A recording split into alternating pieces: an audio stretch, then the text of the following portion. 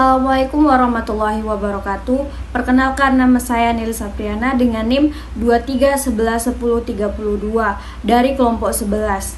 Baik, kami akan menjelaskan mengenai evaluasi kajian politik mahasiswa dengan tema review terhadap hasil kajian sejawat di Universitas Abdul Yatama. Nah, saya sebagai presentator pertama akan menjelaskan mengenai kajian politik mahasiswa. Apa sih itu kajian politik mahasiswa? Kajian politik mahasiswa merupakan salah satu instrumen penting dalam mengembangkan pemikiran kritis dan kesadaran politik di kalangan generasi muda. Di era demokrasi yang semakin matang, peran mahasiswa sebagai agen perubahan yang kontrol sosial menjadi semakin strategis. Nah, Universitas Abdul Yatama sebagai salah satu institusi pendidikan tinggi di Aceh memiliki tanggung jawab dalam membentuk mahasiswa yang memiliki literasi politik yang baik. Nah, di sini ada beberapa pembahasan. Yang pertama, kerangka teoritis evaluasi kajian politik. Metode penelitian politik dalam sebuah kajian politik yang berkualitas yaitu kejelasan konsep teori. Yang kedua, ketepatan metodologi. Yang ketiga, validasi data. Yang keempat, kedalaman analisis dan relevansi dalam konteks sosial politik. Selanjutnya akan dijelaskan oleh teman saya, Suprianda. Baik, saya Suprianda dengan NIM 231003. Nah, di sini saya akan menjelaskan tentang pemetaan tema kajian politik mahasiswa 2020 sampai dengan 2025. Nah, yang pertama itu politik lokal dan otonomi khusus Aceh. Politik lokal dan otonomi khusus Aceh ini fokus pada implementasi Otsus Aceh, peran partai lokal, relasi pusat sampai daerah, serta evaluasi dana Otsu dan tata kelola pemerintah daerah. Nah, yang kedua itu ada partisipasi politik pemilih pemula. Nah, mengkaji perilaku politik Gen Z, tingkat partisipasi pemilu, terutama pemilu 2024, pengaruh media sosial, literasi politik, dan isu apatisme politik. Yang ketiga itu ada politik digital dan media sosial. Nah, membahas kampanye politik digital, peran media sosial, TikTok, Instagram, atau X, buzzer politik diinformasikan, dan pembentukan opini politik. Nah, yang terakhir itu gerakan sosial dan aktivisme mahasiswa. Menyoroti peran mahasiswa dalam gerakan sosial, penolakan kebijakan negara MIS UU Cipta Kerja, serta pergeseran dari aksi jalanan ke aktivisme digital. Nah, selanjutnya itu ada evaluasi metodologi kajian. Nah, evaluasi metodologi kajian politik mahasiswa Abdul Yatama menunjukkan kekuatan dalam menggunakan kerangka kualitatif yang jelas dan teknik pengumpulan data mendalam seperti wawancara dan observasi partisipatif. Kelemahan yang ditemukan meliputi sampel yang terbatas dan kurang representatif, kurangnya triangulasi data, analisis yang cenderung deskriptif, dan absennya refleksi metodologi terhadap keterbatasan. Lebih banyak informasi mengenai ini dapat dalam teks sumber tulis progres kerjanya di sini. Bagaimana dengan kekuatan dan kelemahan dalam argumentasi serta analisis kritis? Nah, secara positif, kajian mahasiswa ini telah menunjukkan kemampuan dalam mengidentifikasikan isu-isu politik yang relevan, dan argumentasi yang digunakan juga didasarkan pada data ataupun bacaan yang sudah ada. Kemudian yang perlu ditingkatkan yaitu pada bagian analisis kritis. Nah, di sini itu perlu pendalaman terutama dalam hal-hal yang mempertanyakan asumsi-asumsi yang mendasari fenomena politik yang dikaji. Misalnya, tidak hanya menyatakan bahwa anak muda aktif secara politik di media sosial, tetapi juga menjelaskan apa faktor penyebabnya dan mengaitkannya dengan teori politik. Nah, dengan begitu, kajian politik tidak hanya bersifat normatif ataupun deskriptif, tetapi benar-benar analitis. Kemudian bagaimana dengan relevansi dan kontribusi kajian? Nah, jadi kajian mahasiswa ini telah memberikan kontribusi penting terhadap beberapa aspek, Yang pertama yaitu kontribusi terhadap diskursus Aceh.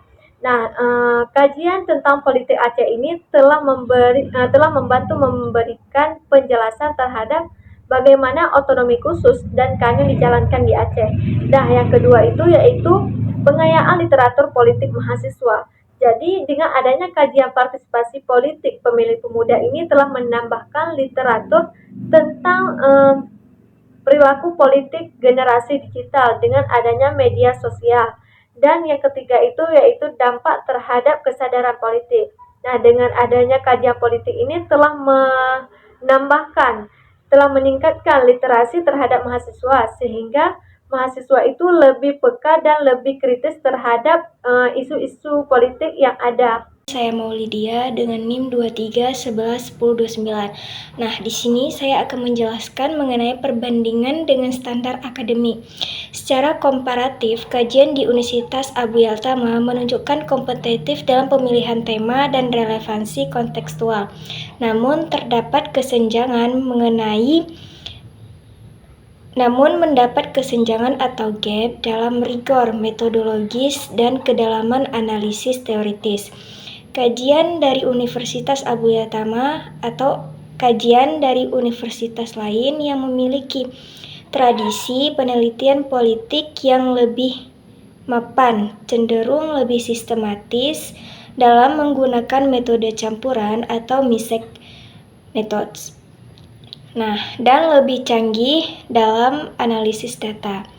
Dari sisi publikasi, masih sedikit kajian Universitas Abu Yal Tama yang berhasil diterbitkan di jurnal ilmiah.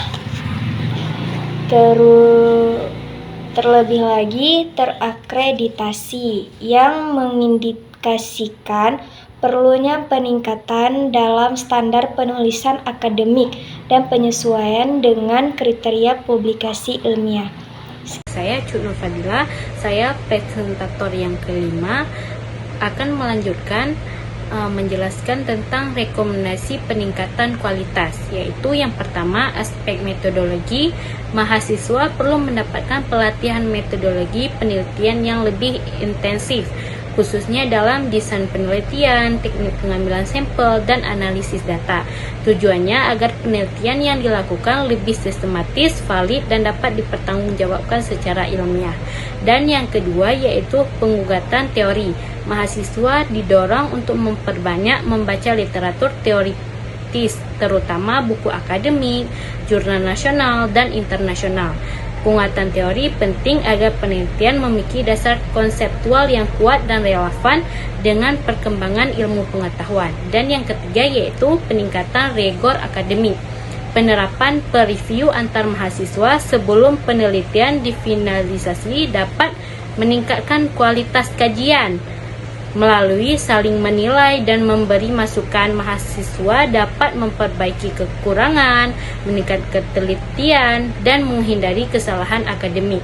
Dan yang keempat yaitu publikasi dan diseminasi, yaitu mahasiswa perlu didorong untuk menyusun hasil kajian dalam format yang layak dipublikasi seperti artikel jurnal, proceeding seminar, atau laporan ilmiah.